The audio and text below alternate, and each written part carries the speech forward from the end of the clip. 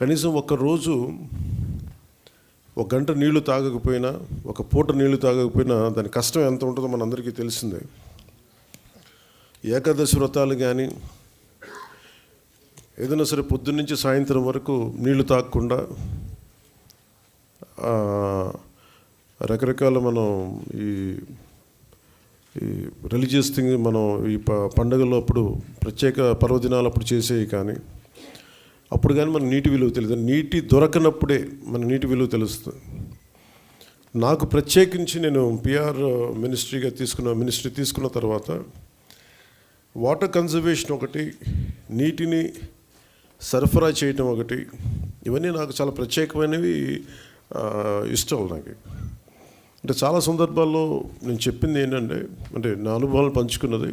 ఒకసారి యూఎస్లో కూడా హార్వర్డ్ యూనివర్సిటీకి వెళ్ళినప్పుడు కూడా అక్కడ ఒక స్పీచ్ ఇస్తూ ఉంటే ఒక కీనోట్ అడ్రస్లో అక్కడ నేను చెప్పింది ఒక ఆదిలాబాద్లో ఒక తాండాలో జరిగిన సంఘటన ఒకటి చెప్పాను. చాలాసార్లు పొలిటికల్గా మేము వెళ్తున్నప్పుడు చాలా ఆకాశం అంత ప్రామిసులు చేస్తూ ఉంటాం, ఆకాశాన్ని తీసుకొచ్చి పందిరేస్తూ ఉంటాం, ఇవన్నీ చేస్తూ ఉంటాం. కానీ ఇలాంటి సందర్భంలో 2008లో ఆదిలాబాద్లోని ఒక తాండాలో పాపం 3-4 తాండాలకు కలిపి ఒకటే బోర్ పాయింట్, అది అందరూ వచ్చి అక్కడి నుంచి పట్టుకునేవాళ్ళు. ఒక కళ్ళు లేని కనుగుడ్లు కూడా లేవు. పెద్ద ఆవిడ వచ్చి అడిగింది, నా దగ్గరికి వచ్చి అంటే మరాఠీ యాక్సెంట్లో ఉన్న తెలుగులో ఆవిడ అడిగింది నన్ను నీళ్ళు ఇప్పించమని. ఇంకేం అడగల. అంటే నీరు ఎంత కీలకమైందంటే మనం ఒక భీష్మేకాదశి రోజున 24 గంటలు నీళ్లు తాగకపోతే ఎంత దారుణంగా ఉండదో నిజంగా కష్టం పాటించే వాళ్ళకి తెలుసు, వ్రతాలు పాటించే వాళ్ళకి, కానీ దొరకని వాళ్ళకి. సో ఇది అనేక మంది, చాలామంది నలిగి బాధలను అర్థం చేసుకుని దానికి ఒక పరిష్కార మార్గం, చాలామంది శ్రమ ఎప్పటికప్పుడు చేసుకుంటూ వచ్చారు. నేను రివ్యూ చేసిన తర్వాత పంచాయతీరాజ్ శాఖ రివ్యూస్లో జేజేఎంది చాలా కీలకంగా అనిపించింది.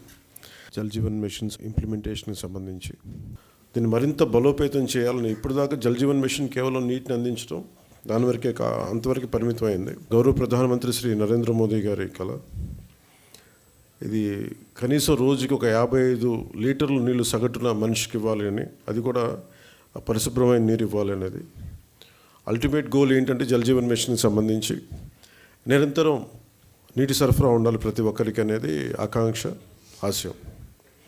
దాంట్లో కనీసం ముందస్తుగా కనీసం 55 లీటర్లు కనీసం ఇవ్వాలి అనేది ఆకాంక్షతోటి స్టార్ట్ అయింది.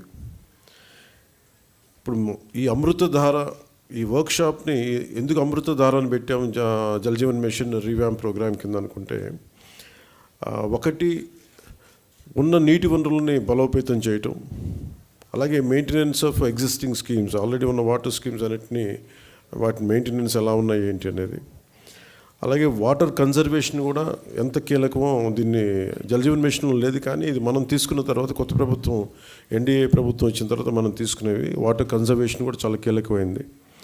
అలాగే ట్రైనింగ్ అండ్ కెపాసిటీ, ఒకటికి ఉద్యోగస్తులకే కాకుండా ప్రజలను కూడా దీంట్లో భాగస్వామ్యం చేయాలనేదే ఒకటి.